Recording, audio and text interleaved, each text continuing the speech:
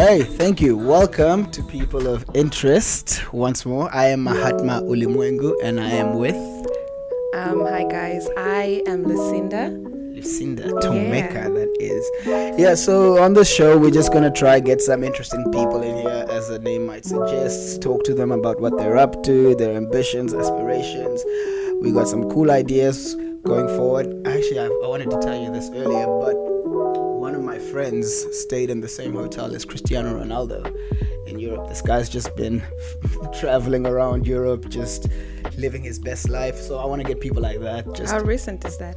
Well, he messaged me. It was like on Thursday last week, and it's Tuesday right now. So it's very recent. Yeah. Okay. He told me about it recently, so I'm not sure. Did he get to meet Ronaldo? Oh, I don't think. That's what matters. He said he saw him in the pool or something like that. That doesn't count. Hey, whatever. I don't think I've ever seen it. The closest I've been to like complete superstardom is my Eminem concert.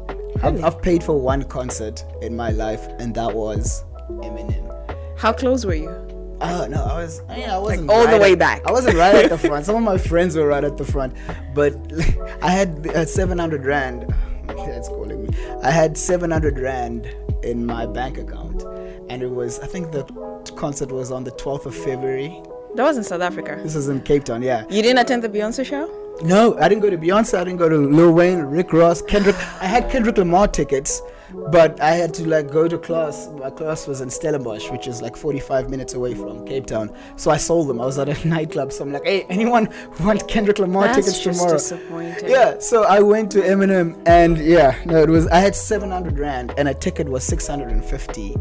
And it was also around the time of Valentine's Day, and I had a girlfriend, and this was in another, our school, Stellenbosch, was about 45 minutes away from Cape Town. So I'm like, listen, I'm going to Cape Town. I had 50 rand left. There were less than $5 left for 2 weeks after that, just because I had to see Eminem. That's a lot of ends for not meeting a celebrity. No, trust me, it was way worth it. Trust me.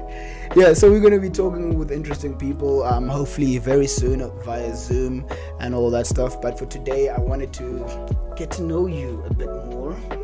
And if you have any questions, please ask away. What about me? Yeah, so we were talking beforehand, and I was saying before we start here, the stranger in my homeland, or the foreigner theme of being born in Tanzania. Were you born in Tanzania? I was born in Tanzania, but I left when I was pretty young. How young is pretty young? Okay, not pretty young. I was 9. No, I was 7. So I was 9. I was very much a foreigner, and then I was moved from one place to the next, to the next, to the next. So again, you see that's the fun stuff that I want to uncover. I mean, if this is going to be the first one that actually airs, yeah. So you said you've been going from this place to this place to this place. Let's go. You were 9 years old. Yes. What year was that?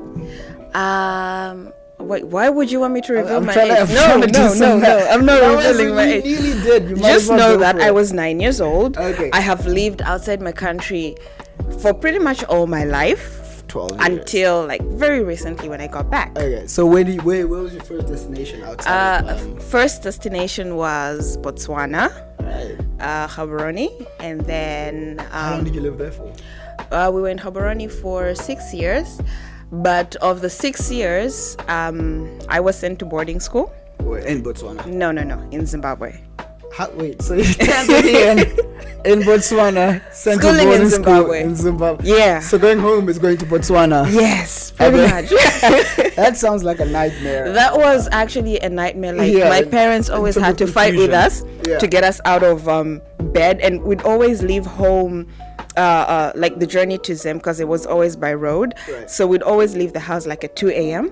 Yeah. So that we are at the border before it's closed. You did those 10-hour... Exactly. Oh, I love that. The thing is, it was there was a bunch of us schooling in Zim. There was an issue apparently with the education system in Botswana at the time. So there was a bunch of us schooling in Zim. So the parents would just collect all their kids. So whichever parent's turn it is, comes and picks. So my dad never wanted me to go with other people's parents. So it was always my dad taking us to school. That's nice. How long was the actual drive? I'd be lying if I said I remember. Okay. But it was long, because we leave at dawn. We leave at 2.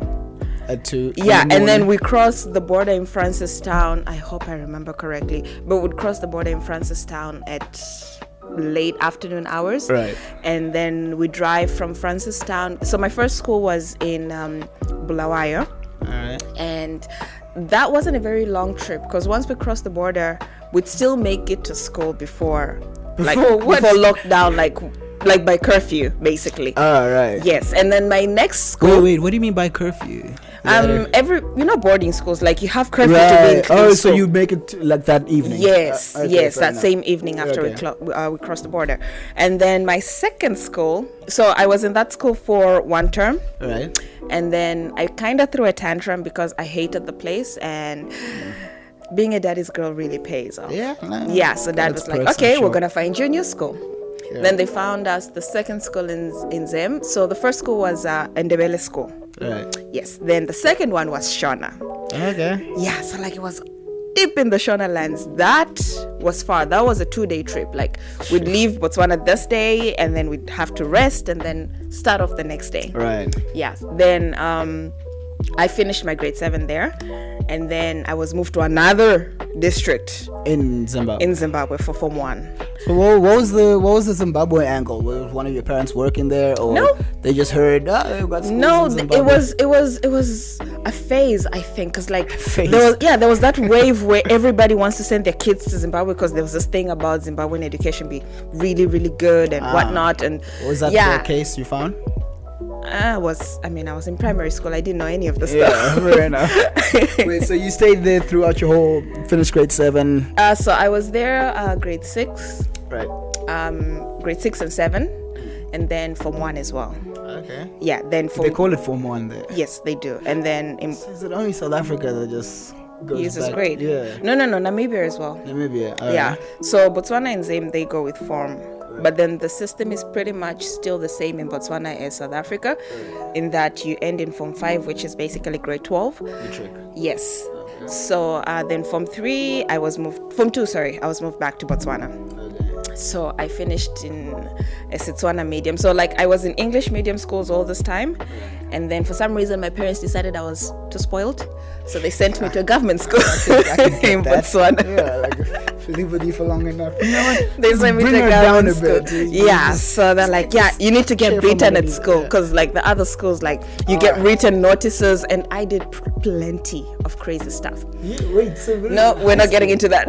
No, please. I was letting that slide. So in high school, there was like corporal punishment. In Form 3. And Botswana. You get I can't imagine that. You get whooped. Like I remember this one case. This dude got bitten. Like the two of them. It was a guy and a girl. Yeah. They were exchanging something, and I feel like that teacher just had it out for us in that particular class, and he literally gave 50 lashes to both of them. Jeez. At what point are you just enjoying this? I kid you not. Like we were like, this is torture. Yeah, this is torture. Send your kid to but school. It's normal.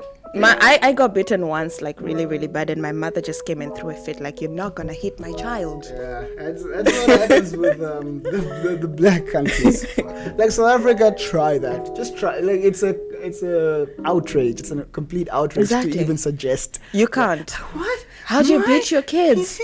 And now the funny thing is, Botswana is exactly like that. Like people have that mindset. Because I remember when my mom would beat me, my neighbors would get involved. They're like, how can you beat the child like that? And my mother would be like, get the hell out of my house. To be honest, I don't even know. That whole, what's your stance on that? You've clearly experienced that. Oh no, I'm a typical African mom.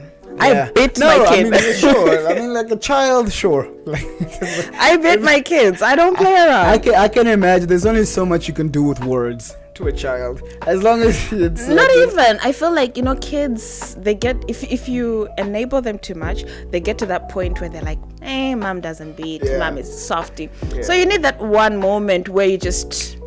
Remind them who's boss. Fear me. I control your destiny. Yes. So, but you also don't want them to start building resentment. No. After a while. No, I feel like eventually you grow up. Even if you resent your parents, I resented my mom for beating. That woman just used to beat so much out of us.